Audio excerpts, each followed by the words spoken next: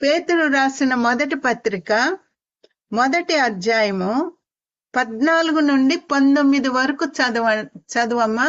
అందరు కూడా బైబిల్స్ తీసి మరి చూడండి అమ్మా, వినండి.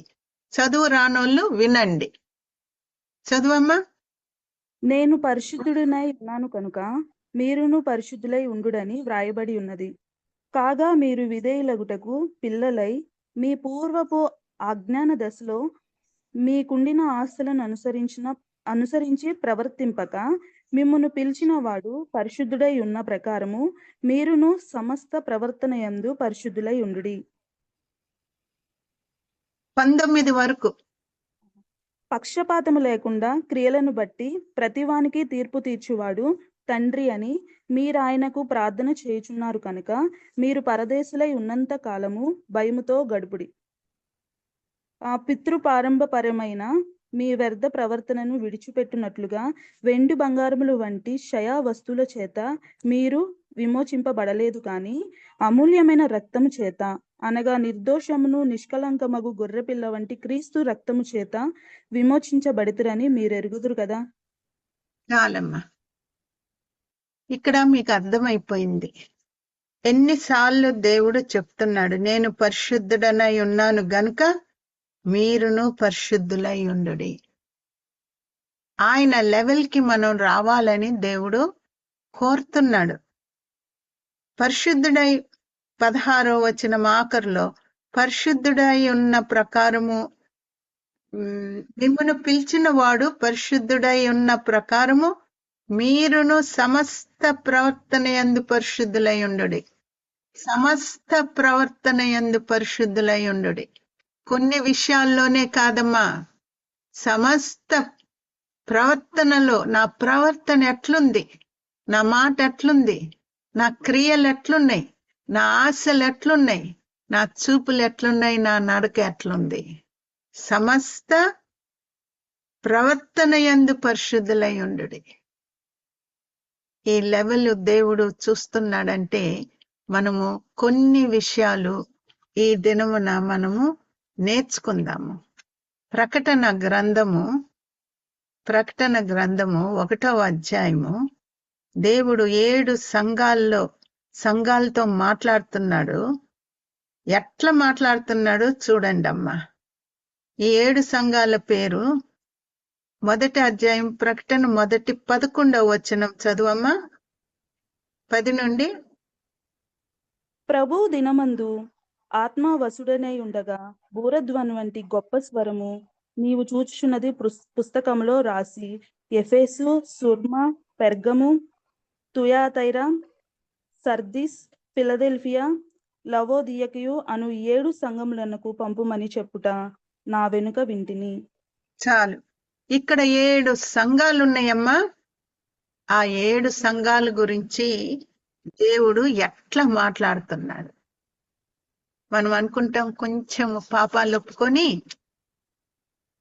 కొంచెం దేవుడి సన్నిధిలో ఉపవాసం ఉండి ప్రార్థన చేసి దేవుడు ఒక వాగ్దానం ఇయ్యగానే 100% మనకు వచ్చేసిందని అనుకుంటాం.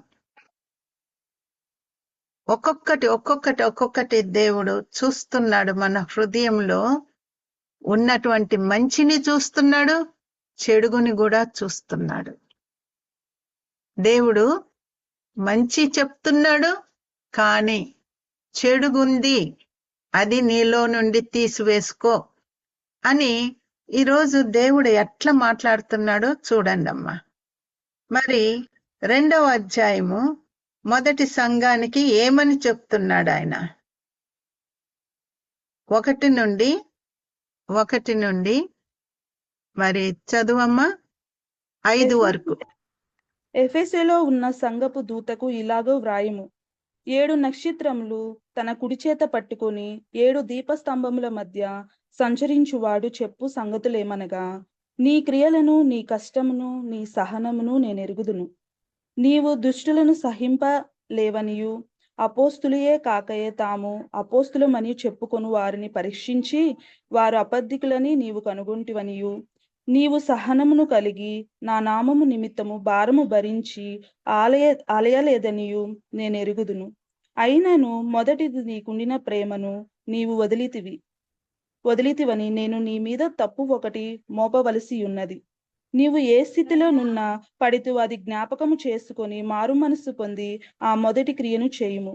అట్లు చేసి నీవు మారు మనసు పొందితేనే సరి, లేని ఎడల నేను నీ యొద్దకు వచ్చి నీ దీపస్తంభమును దాని చోట నుండి తీసివేతును. చాలమ్మా.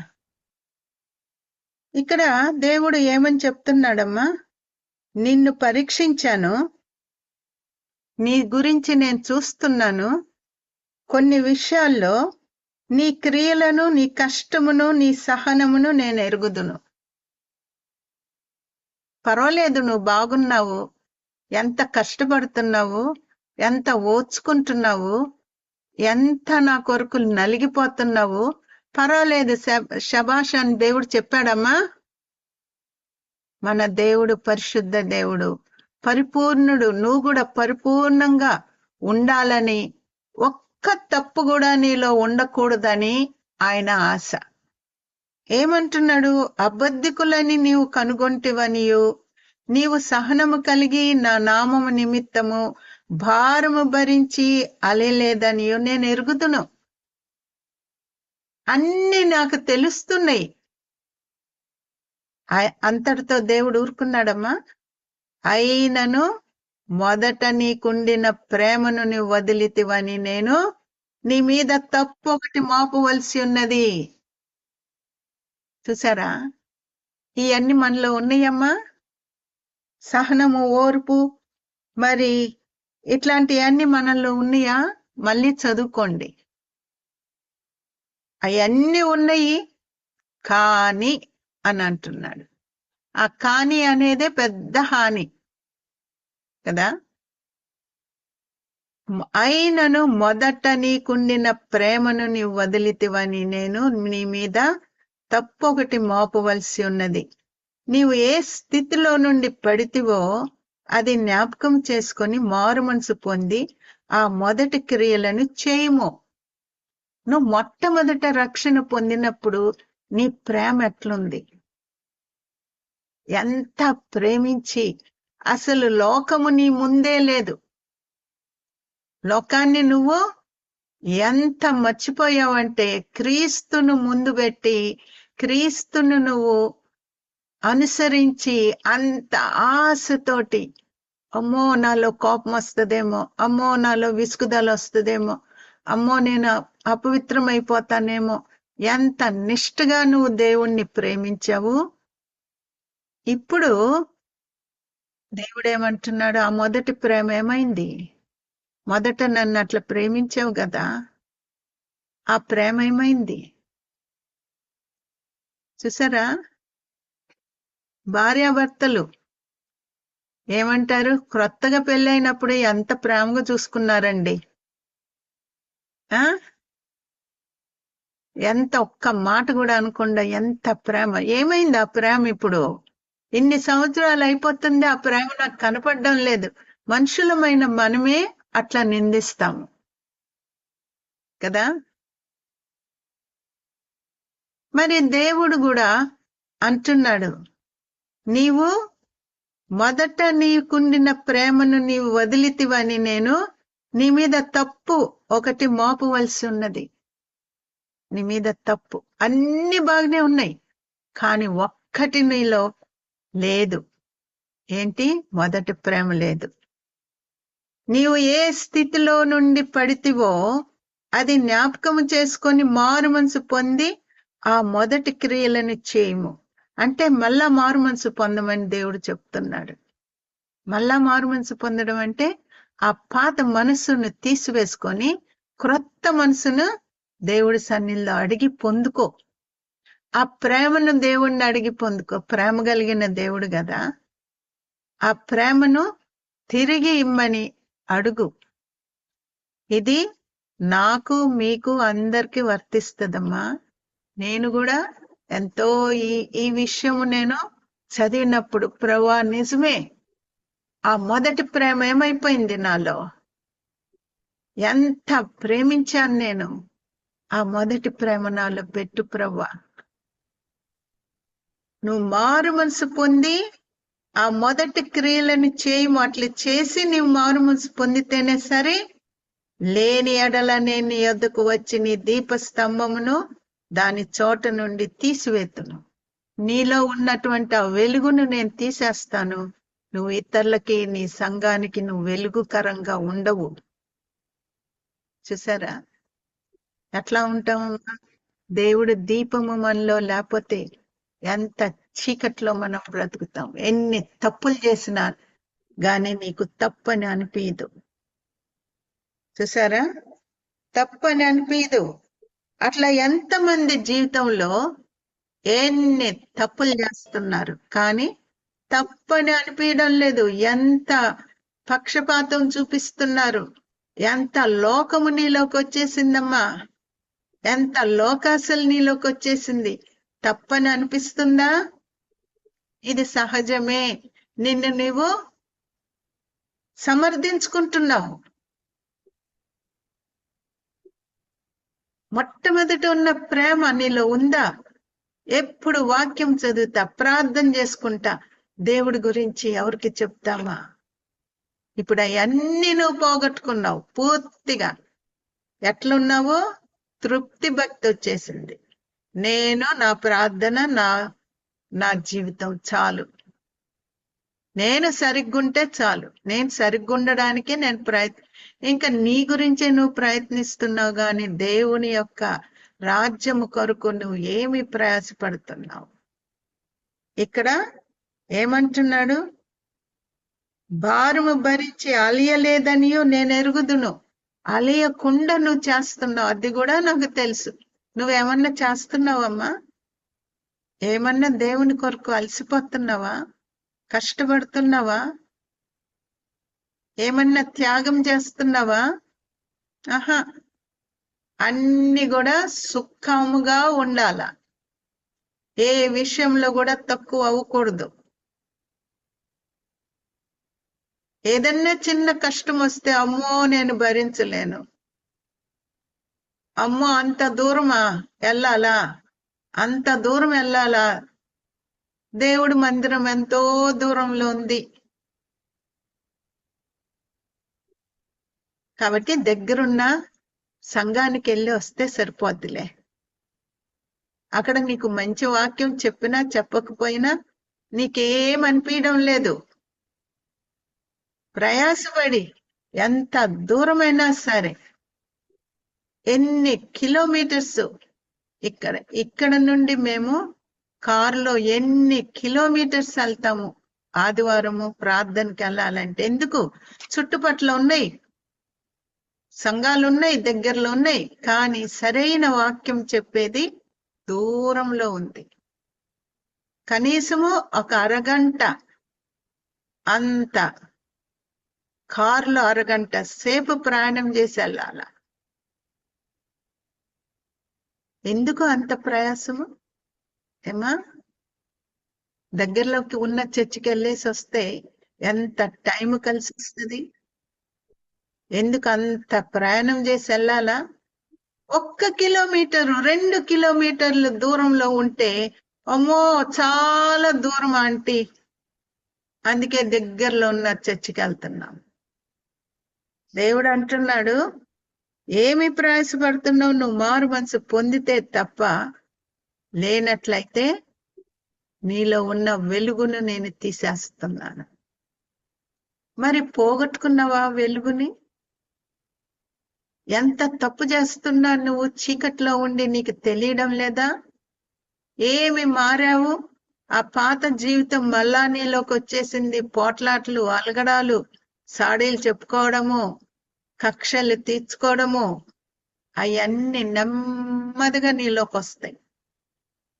అనుకుంటావు నువ్వు బాగున్నాను, నేను దేవుని బిడ్డని నువ్వు అనుకుంటున్నావేమో. దీపస్తంభము ఎప్పుడు నీలో నుండి వెళ్ళిపోయిందో నీకు తెలీదు. ఇప్పుడు ఎట్లా తెలుస్తుంది?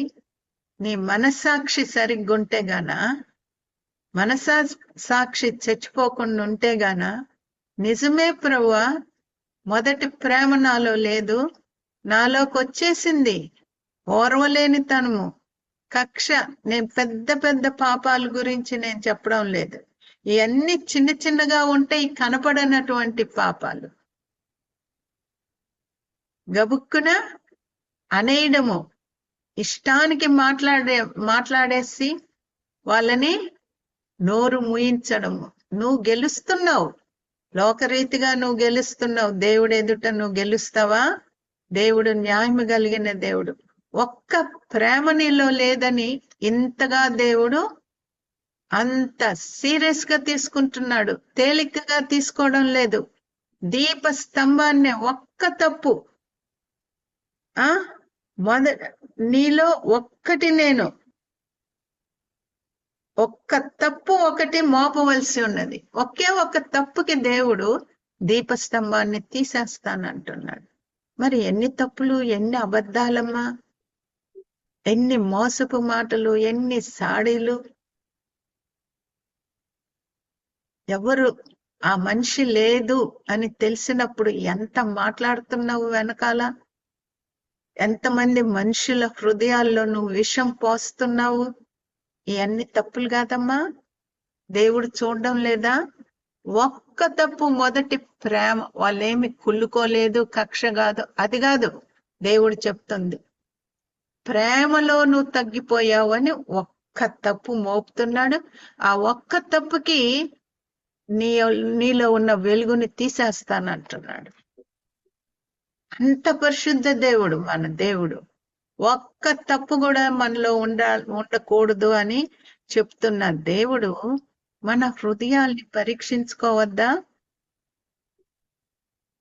ఎన్ని తప్పులున్నాయమ్మా?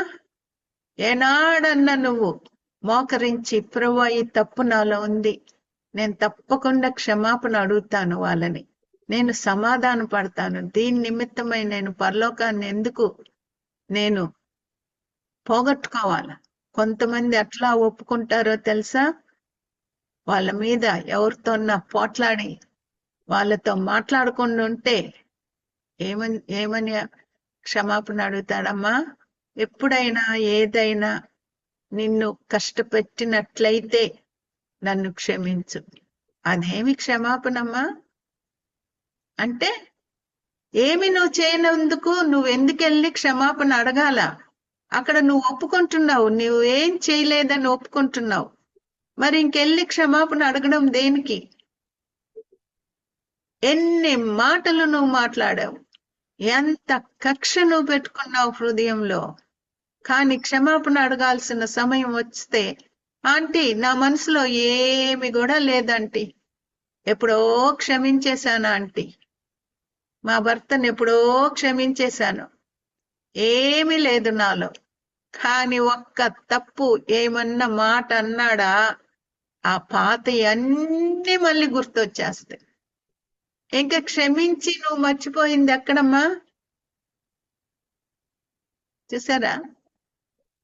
అది కూడా తీసేసుకోమని దేవుడు చెప్తున్నాడు. నీకు వెలుగు ఉండాలా. వెలుగుంటేనే అక్కడ మన ఇంట్లో ఏమేం వస్తువులు ఉన్నాయి, ఆ గదిలో ఏమేం వస్తువులు ఉన్నాయి. ఒక మూలన పాము ఉంటే, అయ్యో వెలుగుంది కాబట్టి ఆ పాము నీకు కనిపిస్తుంది. ఏదైనా విష జంతువు ఉంటే కనిపిస్తుంది, విష పురుగు ఉంటే కనిపిస్తుంది. వెలుగు లేకపోతే నీకు ఏమీ కనపడదు. చూసారా? సాతానుడు వచ్చి నీ కుటుంబంలో కూర్చొని ఎంత హాని చేయాలని చూస్తున్నాడో నీకు ఏమన్నా అర్థమవుతుందా? వెలుగుంటే వెంటనే నీకు అర్థమవుతుంది. అయ్యో ఇట్లా చేశాము, అయ్యో ఇట్లా వాళ్ళని దుఃఖపరిచాము, అయ్యో సాతానుడు ఇంట్లోకి వచ్చేసాడు, అనారోగ్యం వచ్చేసింది, దరిద్రత వచ్చేసింది, అపాయాలు జరుగుతున్నాయి, ఎంత అనారోగ్యం వచ్చేస్తుంది. ఏదమ్మా?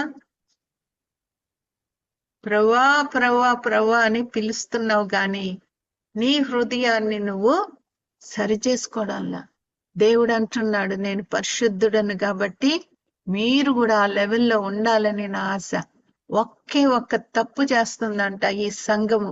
అది కూడా దేవుడు వద్దు, చెయ్యొద్దు అని చెప్తున్నా. రెండవ సంఘం గురించి ఏం చెప్తున్నాడో చూడండి అమ్మా. 8వ వచనము, ప్రకటన 2:8 నుండి చదువమ్మా. స్ముర్మలో ఉన్న సంఘపు దూతకు ఇలాగా వ్రాయుము. మొదటి వాడును కడపటి వాడునై ఉండి మృతుడై మరలా బ్రతికినవాడు చెప్పు సంగతులేమనగా, నీ శ్రమను దరిద్రతను నేనెరుగుదును, అయినను నీవు ధనవంతుడివే. తాము యూదులమని చెప్పుకొనుచు యూదులు కాక సాతాను సమాజపు వారి వలన నీకు కలుగు దూషణనే నేనెరుగుదును. నీవు పొందబోవు శ్రమలకు భయపడకుము.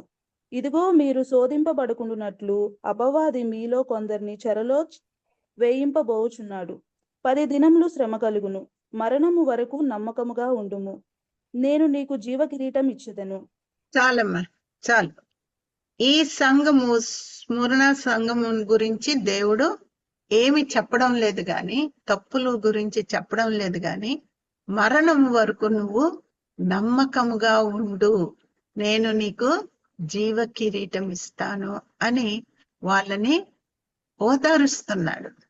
సరే, పెర్గములో 12వ వచనం నుండి చదువమ్మా. పెర్గంలో ఉన్న సంఘపు దూతకు ఇలాగూ వ్రాయుము.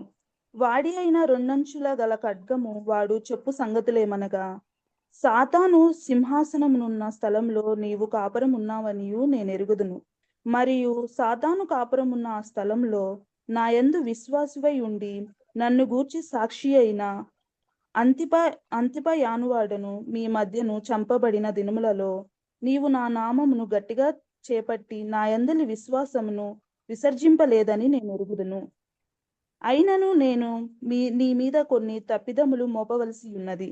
అవేవనగా, విగ్రహములకు బలి ఇచ్చిన వాటిని తినకుండునట్లు, జారత్వము చేయకుండునట్లు, ఇశ్రాయేలులకు ఉరి యొద్దమని బాలాకునకును నేర్పిన బిలాము బోధను అనుసరించువారు నీలో ఉన్నారు. అటువలే నీ కొలతీయలు బోధ ననుసరించువారు నీలో ఉన్నారు. కావున మారు మనసు పొందుము. లేని ఎడల నేను నీ యొద్దకు త్వరగా వచ్చి నా నోటి నుండి వచ్చు ఖడ్గము చేత వీరితో యుద్ధము చేసేదను. చాలు. కాబట్టి ఇక్కడ ఏమని చెప్తున్నాడు? అన్ని మంచి చెప్తున్నారు కానీ, అయినను 14వ వచనం, అయినను నేను నీ మీద కొన్ని తప్పదములు మోపవలసి ఉన్నది. అది ఏమనగా, విగ్రహములకు బలి ఇచ్చిన వాటిని తినున్నట్లు. విగ్రహాలకి బలి ఇచ్చి తింటున్నారంట. జారత్వం ఉందంట. 16వ వచనం, కావున మారు మనసు పొందుము, లేని ఎడల నేను నీ యొద్దకు త్వరగా వచ్చి నా నోట నుండి వచ్చు ఖడ్గము చేత వీరితో యుద్ధము చేసేదని, నీతో యుద్ధం చేస్తానంటున్నాడు దేవుడు. మనం ఏమనుకుంటున్నాము? వాళ్ళతో మనం కలిసి మెలిసి ఉండకపోతే వాళ్ళు దేవుడి దగ్గరికి ఎట్లా వస్తారు అనే ఒక సాకుతోటి వాళ్ళు చేసే విందులకు వెళ్ళిపోతారు. బలులు అర్పించినవన్నీ తినేస్తారు. అక్కడ కూరలన్నీ ఉంటాయి కదా, ఆ కూరలు తినేస్తారు. చూసారా? ఇట్లాంటివి మీలో ఉన్నాయి అని దేవుడు ఈరోజు చెప్తున్నాడు. అన్యాచారాలు జరిగే స్థలాలకి వెళ్తున్నావా? వాళ్ళతో కలిసి ఇదేమి పర్వాలేదులే అని నువ్వు అట్లాగా వాళ్ళతో కలిసి నువ్వు కలిసి మెలిసి అన్యాచారాలను చేస్తున్నావా? కలవపోతే ఎట్లాగా అని నువ్వు అనుకుంటున్నావా? మరి దేవుడి వాక్యం ఇక్కడ ఎందుకు చెప్తుంది? 14, అయినను నేను నీ మీద కొన్ని తప్పిదములు మోపవలసి ఉన్నది. అవేవనగా, విగ్రహములకు బలి ఇచ్చిన వాటిని తినున్నట్లు. తింటున్నావు. జారత్వము, చూసారా? ఇట్లాంటి పాపాలు నీలో ఉన్నాయి.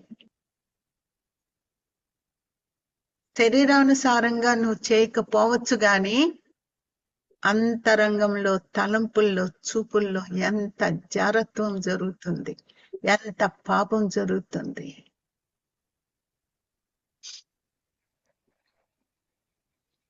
మనకి దేవుడు ఏమని చెప్పాడు? ఎంత జాగ్రత్తగా ఉండమని దేవుడు చెప్తున్నాడు. మోహపు చూపు దేవుడికి ఇష్టం లేదంట. చూసారా?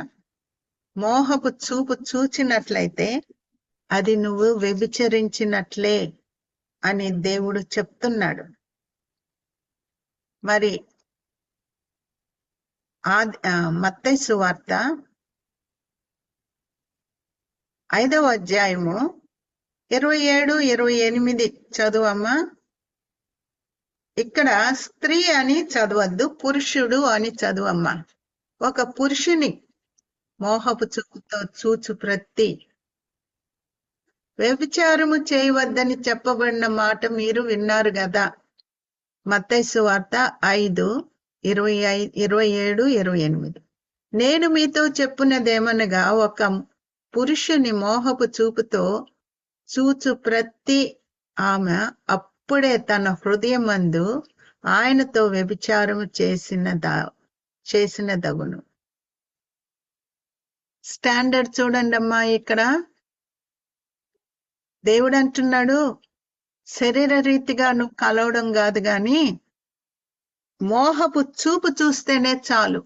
నేనెంత పరిశుద్ధ దేవుణ్ణో నువ్వు చూస్తేనే నువ్వు వ్యభిచరించినట్లుగా నాకు అనిపిస్తుంది. అయిపోయింది. అంత పరిశుద్ధం లెవెల్లో, పరిశుద్ధతలో నువ్వు అంత లెవెల్లో ఉండాలా.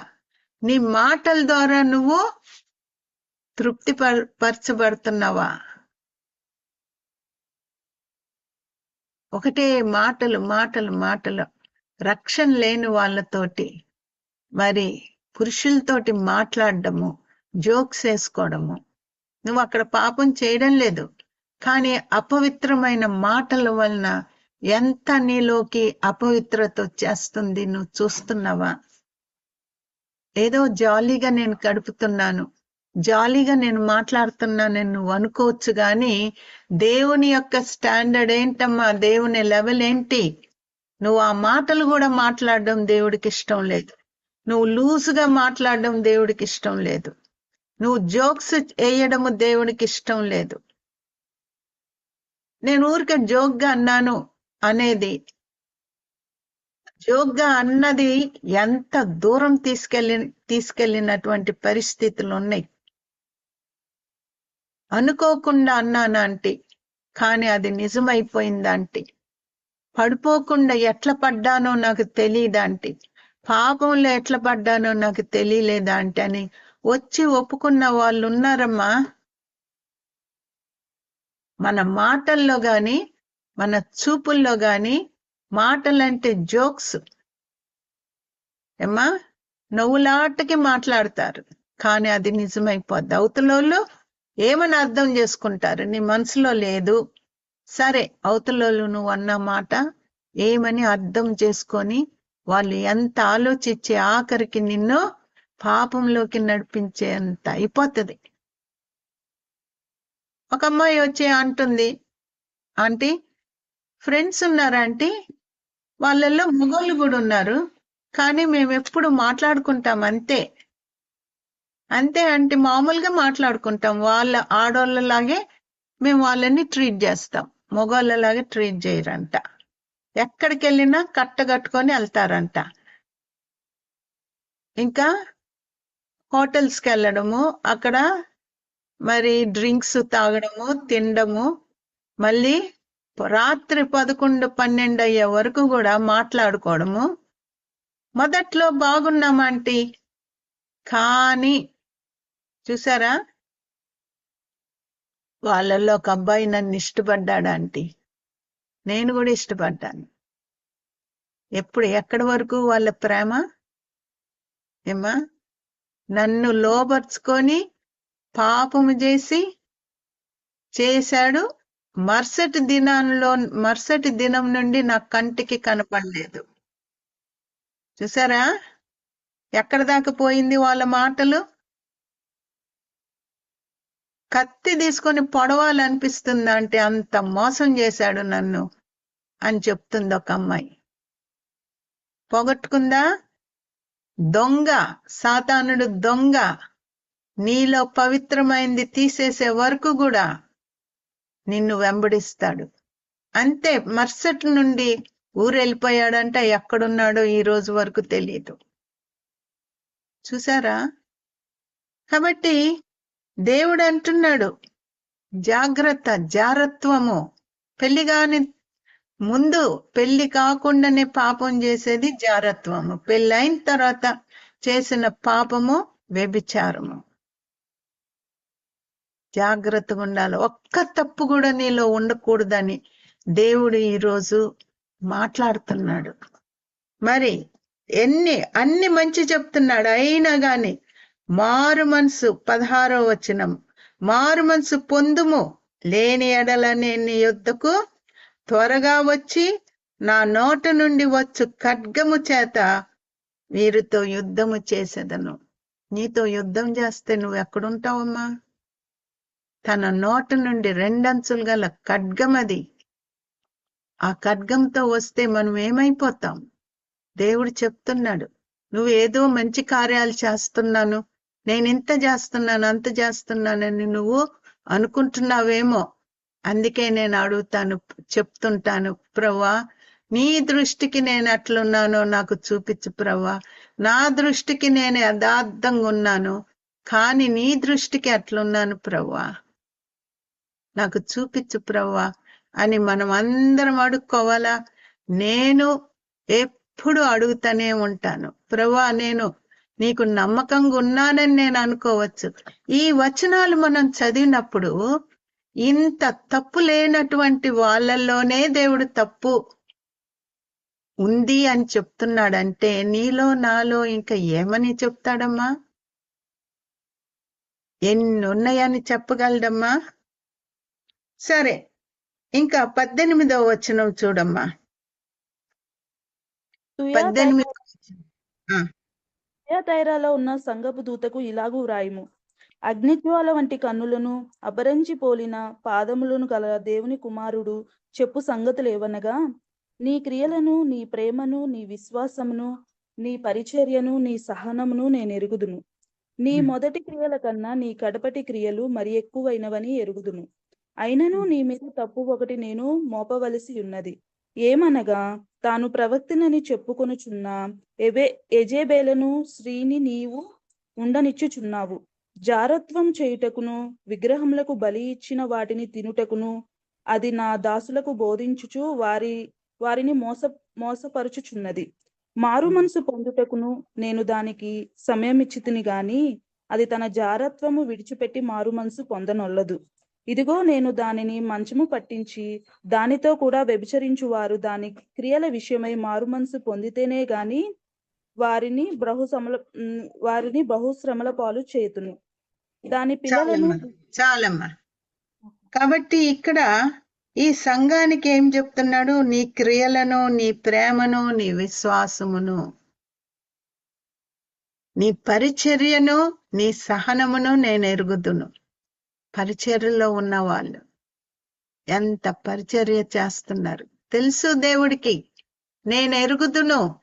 నీ క్రియలు, నీ విశ్వాసం అంతా కూడా బాగుంది. నీ సహనము నేను ఎరుగుదును. నీ మొదటి క్రియల కన్నా నీ కడపటి క్రియలు మరి ఎక్కువైనవని ఎరుగుదును. అంతకు ముందు కన్నా ఇంకా భక్తి కలిగి నువ్వు ఉంటున్నావు అంటే శబాష్ అని దేవుడు అంటున్నాడా? ఏమా, ఎంత మనల్ని పరిశుద్ధంగా ఉండమని చెప్తున్నాడో చూడండి. నువ్వు ఏ స్థితిలో ఉన్నావు? ఏదో పాపాలు ఒప్పుకొని వాగ్దానం పొంది నేను మారు మనసు పొందానని నువ్వు చెప్పుకుంటున్నావేమో. ఈరోజు ఇవన్నీ చదువమ్మా. ఇవన్నీ కూడా మనలో లేవు. ఇంత భక్తిగా మనం లేము. ఇంకా మనల్ని దేవుడు ఎట్లాగా నిందించబోతున్నాడు? ఏ రీతిగా మరి దేవుడు మన విషయమై ఏమని చెప్పబోతున్నాడమ్మా? ఇక్కడ ఈ సంఘము తుయతైరాలో ఆ సంఘము వాళ్ళు క్రియలను, ప్రేమను, విశ్వాసమును, పరిచర్యను, సహనమును ఇవన్నీ వాళ్ళకు ఉన్నాయంట. మనం అనుకుంటాం, అబ్బా ఎంత భక్తి కలిగిన వాళ్ళు, ముందున్న కన్నా ఇంకా హై లెవెల్లో ఉన్నారంట, పై మెట్టులో ఉన్నారంట. దాంతోటి దేవుడు సంతోషిస్తున్నాడా? అయినను 20వ వచనము, నీ మీద తప్పు ఒకటి నేను మోపవలసి ఉన్నది. ఏం తప్పు మోపబోతున్నాడమ్మా మన మీద? టైం అయిపోయింది, తక్కింది. తర్వాత దేవుడి చిత్తం అయితే మనము చూసుకుందాము. కానీ ఇప్పుడు అర్థమవుతుందా దేవుని యొక్క ఆ లెవెల్ ఏంటి అనేది? అర్థమవుతుందమ్మా. ఓర్పు, సహనము, ప్రేమ అన్ని ఉన్నాయి. అంతకు ముందు కన్నా ఇప్పుడు నీ భక్తి చాలా, పరిచర్యలో అన్నిట్లో నువ్వు చాలా ఉన్నతంగా ఉన్నావు. అయినను నేనొక తప్పు నీ మీద మోపబోతున్నాను. అడుగుదామా దేవుణ్ణి? ప్రభువా, ఇంత పరిపూర్ణంగా ఇంత పర్ఫెక్ట్ గా ఉన్న సంఘాన్ని గురించే మీరు ఇట్లా చెప్తున్నారు, మరి మా సంఘము గురించి, మరి మా సంఘం ఎట్లుంది, నేనెట్లున్నాను? ప్రార్థన చేసుకుందామా? అడుగుదామా? ఎవరైనా ప్రార్థన చేయగలిగితే గాన దేవుడు మీతో మాట్లాడినట్లయితే, ప్రభువా నేను భక్తి కలిగిన దాన్ని నేను అనుకుంటున్నాను, ఇది నేను చూసినప్పుడు నా భక్తి అక్కడ ఎత్తబడే గుంపులో నేను ఉండగలనా అని దేవుడు నీతో మాట్లాడినట్లయితే ప్రార్థన చెయ్యమ్మా. పరిశుద్ధమైన తండ్రి, ప్రేంగల ప్రభువా, మాకిచ్చిన ఈ కృప కొరకు స్తోత్రములు. ఈ దినమున మీరు పరిశుద్ధుడవు, మమ్మల్ని కూడా పరిశుద్ధంగా ఉండమని మీరు సెలవిస్తున్నారు. ప్రభువా, మీరు మా గురించి ఈ దినం నీ భక్తి ఎంత చేసినా గాని ఇంకా తప్పులున్నాయని మాతో మాట్లాడిన దేవా నీకు స్తోత్రములు. మా హృదయాల్ని మేము పరీక్ష చేసుకుంటూ ఇంతగా ప్రభువా ఓర్పు, సహనము, ప్రేమ కలిగి ఉన్నా గాని, సరైన పరిచర్య చేస్తున్నా గాని అదేం గొప్ప కాదని మీరు సెలవిస్తున్నారు. నా దయగల్ల ప్రభువా, ఒక్కొక్కరి హృదయాల్లో ఏముందో మాకు బయలుపరిచి తండ్రి మాతో మాట్లాడిన దేవా నీకు స్తోత్రము, స్తుతులు చెల్లిస్తున్నాను. తండ్రి, విన్నవారు ఇళ్లలో ప్రార్థన చేసుకోవడానికి మరలా చదువుకొని ఇటువంటి స్టాండర్డ్ మాకు ఉండులాగున మేము సరిచేసుకుంటామని ప్రభువా, మేమందరము ఈ సంఘం అంతా కూడా పరిశుద్ధపరచుకోవడానికి మాకు సహాయం చేయమని వచ్చిన ప్రతి బిడ్డ కొరకు మిమ్మల్ని స్తుతిస్తున్నాను. మేము వినువారుగానే ఉండనియద్దు ప్రభువా. సంవత్సరాల తరబడి మేము ఉండొచ్చు వింటూనే, సరి చేసుకోకుండా. కాబట్టి అట్లా ఉండనియద్దు ప్రభువా. నీ క్రియ జరిగించమని మీరు చేసిన మేలులన్నిటిని బట్టి స్తుతిస్తూ క్రీస్తు పుణ్య నామమున వేడుకొని ప్రార్థిస్తున్నాను తండ్రి. ఆమేన్.